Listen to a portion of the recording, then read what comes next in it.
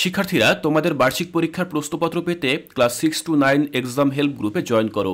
এই গ্রুপে জয়েন করে তুমি বিভিন্ন স্কুলের প্রশ্নপত্র দেখে পরীক্ষার জন্য ভালো প্রস্তুতি নিতে পারবে। ফেসবুকে ক্লাস 6 to 9 এক্সাম হেল্প লিখে সার্চ করলেই আমাদের গ্রুপটি পেয়ে যাবে। এই ভিডিও ডেসক্রিপশনেও গ্রুপটির লিঙ্ক দেওয়া থাকবে। আসসালামু আলাইকুম। অষ্টম শ্রেণীর প্রিয় শিক্ষার্থীরা, আগামীকালকে তোমাদের যাদের ইংরেজি পরীক্ষা, তোমাদের জন্য আজকে আমি ইংরেজি বিষয়ের একটি প্রশ্নপত্র নিয়ে আলোচনা করব।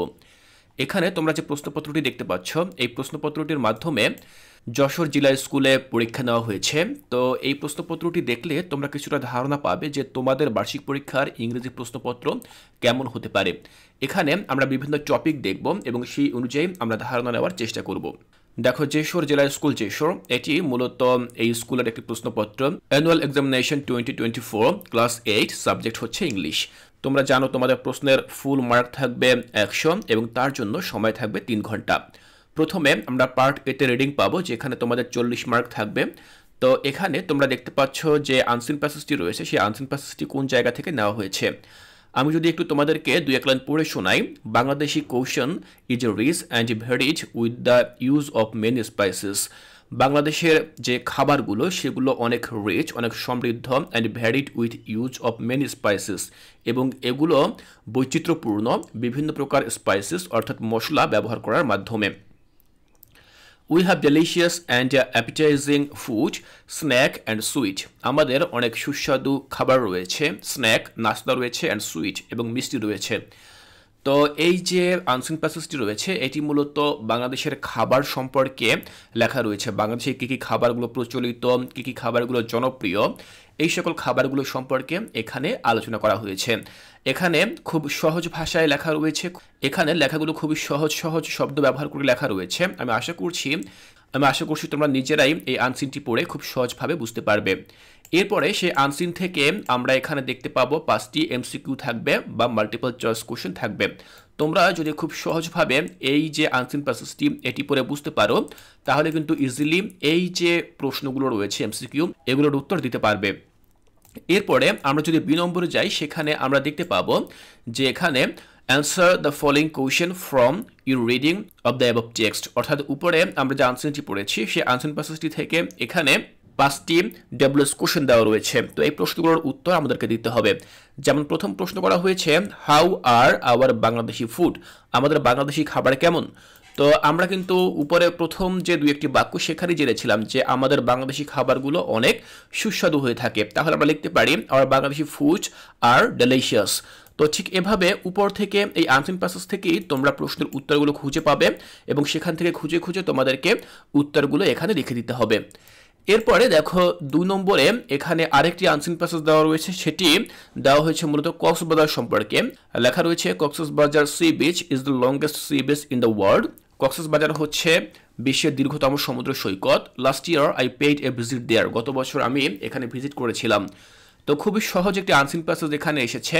তো এখান থেকে এই যে আনসিন প্যাসেজটি সম্পূর্ণ আমি তোমাদেরকে পড়িয়ে দিচ্ছি না, তাহলে কিন্তু ক্লাসটি বেশ দীর্ঘ হয়ে যাবে। তো আনসিন প্যাসেজটি পড়ার পরে তোমাদেরকে এখান থেকে কি করতে হবে, দেখো ট্রু ফলস অ্যাক্টিভিটি তোমাদেরকে লিখতে হবে। যেমন এখানে ABCDE 5টি স্টেটমেন্ট দেওয়া রয়েছে। 5টি স্টেটমেন্টের কোনটি সত্য কোনটি মিথ্যা সেটি তোমাদেরকে লিখতে হবে, এবং একই সাথে কোনো স্টেটমেন্ট যদি ফলস বা মিথ্যা হয়ে থাকে তাহলে কিন্তু তোমাদেরকে তার কারেক্ট অ্যান্সার দিতে হবে। ঠিক এভাবে মূলত আমরা 2 নম্বর আনসিন প্যাসেজটির প্রথম যে প্রশ্ন সেটি আমরা সম্পন্ন করব। এরপরে আমরা যদি পরবর্তী পৃষ্ঠায় যাই, সেখানে আমরা দেখতে পাবো কি একটা ম্যাচ কলাম অ্যাক্টিভিটি রয়েছে। আমরা ওই যে আনসিনটি পড়েছি দ্বিতীয় আনসিন, আমরা সেখান থেকে তথ্য নিয়েই মূলত এখানে ম্যাচ কলাম অ্যাক্টিভিটি দেওয়া থাকবে, আমরা ডান বাম মিলকরণ করব।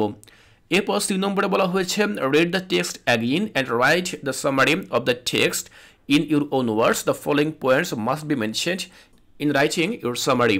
দেখো ওই জায়গায় আমরা যে কক্সবাজার সম্পর্কে ছোট একটি লেখা দেখেছিলাম, ওই লেখাটিকে আমাদেরকে আবার সামারাইজ করতে হবে বা আমরা মূল ভাব লিখব, আমরা আমাদের নিজেদের মতো করে লিখব। তো সেক্ষেত্রে অবশ্যই আমাদেরকে এখানে কিছু পয়েন্ট দেওয়া রয়েছে, এই পয়েন্টগুলো ফলো করতে হবে। যেমন ফোকাস অন মেইন আইডিয়া, অর্থাৎ মেইন আইডিয়ার উপর আমাদের ফোকাস রাখতে হবে। ইউজ ইউর ওন ওয়ার্ডস, আমাদের নিজেদের শব্দ ব্যবহার করে লিখতে হবে, অর্থাৎ সেই প্যাসেজে যেরকমটি লেখা ছিল হুবহু সেভাবে লেখা যাবে না, কিপ ইট ব্রিফ, এটাকে যথাসম্ভব ব্রিফ বা সংক্ষিপ্ত রাখতে হবে। মেনটেনিং দ্য অরিজিনাল মিনিং, এর আসল যে অর্থ সেটিকে বজায় রাখতে হবে, কোনো অর্থগত পরিবর্তন করা যাবে না। তো আমরা সি নম্বর দেখলাম। এরপরে দেখো 3 নম্বরে এখানে মূলত আমরা পোয়েম অ্যাপ্রিসিয়েটিং দেখতে পাবো। তো দেখো এখানে কোন পোয়েমটি এসেছে, আমরা দেখতে পাচ্ছি এখানে shall I compare thee to a summer's day, এই কবিতাটি এসেছে যেটি লিখেছেন উইলিয়াম শেক্সপিয়র। তো শিক্ষার্থীরা আমি এখানে তোমাদেরকে একটা বিষয় জানিয়ে রাখতে চাই যে shall I compare thee to a summer's day, এই কবিতাটি কিন্তু অনেকগুলো স্কুলে এসেছে। আমি যতগুলো প্রশ্নপত্র দেখেছি আমাদের গ্রুপে বেশিরভাগ স্কুলে কিন্তু এই কবিতাটি এসেছে। সুতরাং তোমরা এই কবিতাটি খুব ভালোভাবে পড়ে যাবে, যাতে করে তোমাদের স্কুলেও যদি এই কবিতাটি আসে তাহলে তোমরা যেন খুব সহজভাবে এই কবিতার উত্তর লিখে দিতে পারো। তো এখানে মেটাফোর এসেছে, অর্থাৎ তোমরা এই কবিতাটি থেকে মেটাফোর খুঁজে বের করে তারপরে লিখবে। এরপরে আমরা যদি পরবর্তী অংশে যাই পার্ট বিতে, যেখানে আমরা গ্রামার অংশ পাবো, সেখানে তোমরা জানো যে কি কি টপিক থাকবে। প্রথমে থাকবে কোহেসিভ ডিভাইস, এখান থেকে তোমাদের কোহেসিভ ডিভাইস খুঁজে বের করতে হবে। তো কোহেসিভ ডিভাইস কিভাবে আইডেন্টিফাই করতে হয় সেই সম্পর্কে কিন্তু আমি আলাদা ক্লাস নিয়েছি কোর্সটিকায়, তোমরা সেই ক্লাসগুলো দেখে নিবে। এরপরে 5 বলা হয়েছে complete the following text by using the right form of verb, এখানে রাইট ফর্ম অফ ভার্বের উপর প্রশ্ন করা হয়েছে। দেখো প্রতিটি শূন্যস্থানের পরে ব্র্যাকেট দেওয়া রয়েছে, ব্র্যাকেটের মধ্যে একটি করে ভার্ব দেওয়া রয়েছে। এই ভার্বগুলোকে আমাদেরকে পরিবর্তন করতে হবে যেখানে যেখানে প্রয়োজন। তাহলে আমরা বাকি অংশটুকু দেখতে পাবো এই প্রশ্নপত্রের, যে এখানে আর কি কি এসেছে। দেখো এখানে মূলত জিরান্ড পার্টিসিপল অ্যান্ড ইনফিনিটিভ এগুলো দিয়ে এই শূন্যস্থানগুলো পূরণ করতে বলা হয়েছে।